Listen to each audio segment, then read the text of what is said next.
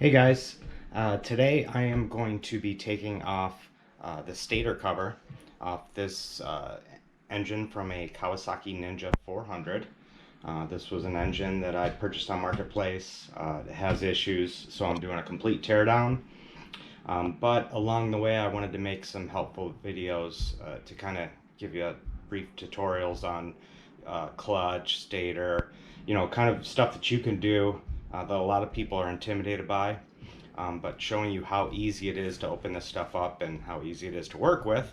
I'm hoping this will help with that. So first, as always, highly suggest never leave home without it.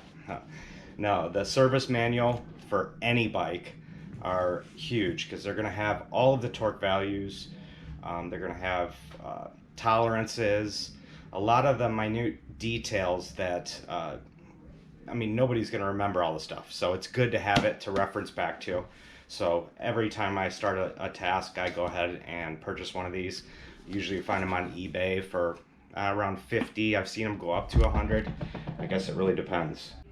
So here's a good tip too, if you're going to purchase a used bike from somebody and you want to check to see if it's been down on its side. Besides the obvious signs, bar ends scratched up or the handlebars in general, levers, what you can do is go to each side of the engine, and on the stator side, just reach underneath here and feel for some road rash. And then the same with the clutch side. That's usually a spot that will hit the ground first, so you'll definitely notice it from that aspect. So the first thing you want to do, of course, is drain all the oil. So you have the oil plug here on this side, so fairly easy, right in the same area.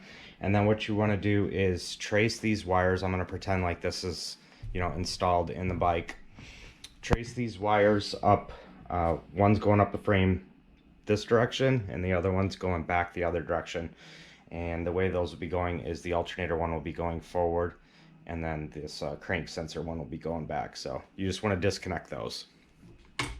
Now let's go ahead and dive in. We will take the rest of these bolts, well, all of the bolts off.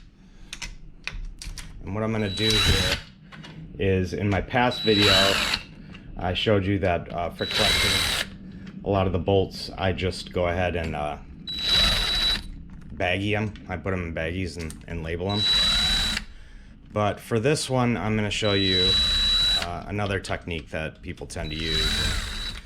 It's not a bad thing, it just takes a little extra time. Alright, so all these off. Might want to get that one too. Alright, so let's go ahead and hopefully we can get these all together.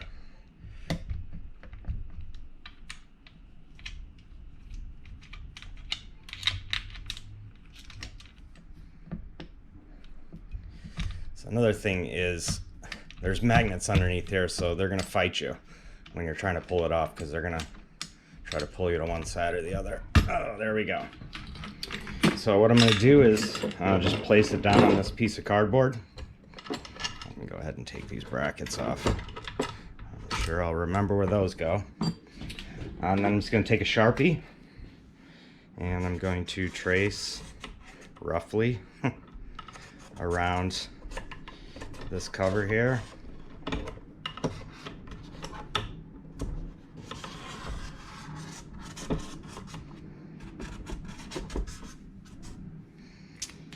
And I will go ahead and just punch a little starter hole for these ones, and then just kind of press down on these just to kind of mark where they are.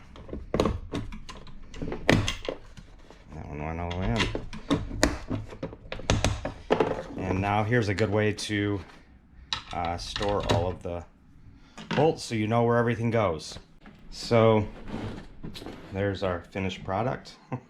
So it's kind of just a rough sketch of the actual case cover here, and then all the corresponding bolts and witch holes. So I'll just kind of put this off to the side here, and then let's go ahead and flip this over. And what we're looking at here is the stator coil, and then this is called the alternator rotor. So basically, like in your car you have an alternator, it's both of these all in one. A motorcycle actually separates it. And then also you have your crank sensor in here. So if you are changing out the stator coil, so your bike's having charging problems, I know the Gixxer had problems with these, as well as the voltage rectifier, which is kind of a little amplifier looking thing that's usually on the frame somewhere. But all you're going to do is take out these 3 bolts and this, put the new coil in, and then these 3 bolts you're going to use the blue Loctite. So not the permanent stuff, the blue. And then you're going to use blue on this as well. And then because you're going to be replacing the gasket, you're also going to put some liquid gasket across the rubber part sensor. And then the other spot, I need to pull the gasket off for you to see it. There's also these dowels in here. You can take them out or leave them in. I usually just leave them in. But they're kind of locator things too, which for this, where it's magnetized, you definitely need it to kind of hold it there. Otherwise, this magnet's going to try to pull the cover from either side. But you're going to want to put the liquid gasket right here. And then over on this side, right here. And that's basically where the whole case connects. So there's kind of like a seam there. So you want to put a little bit there, a little bit there. Put your gasket on, and then you want to put a little bit down here on this crank sensor, the rubber part. I'm doing a complete engine teardown, so I'm not going to be putting this back on. I was just kind of doing that for general knowledge. But I'm going to be pulling this off and basically everything to get to the crank, and then I'm going to pull the halves apart. So that's it for this video. As always, please subscribe and please like, and check out my other videos where I'm taking other parts of this until I finally get down to the base of it. So thanks for watching.